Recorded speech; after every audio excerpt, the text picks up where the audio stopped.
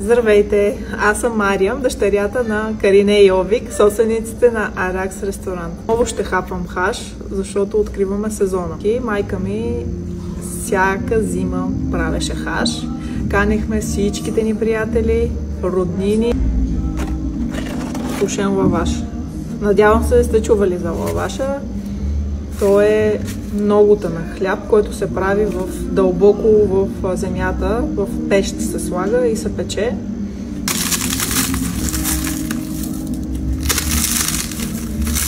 Намачква. Хаша се прави от телешки крака. Той е като пачата, но в топъл вариант. И хапвате с пръсти. Къде ми е пиенето? Хамичко, бе!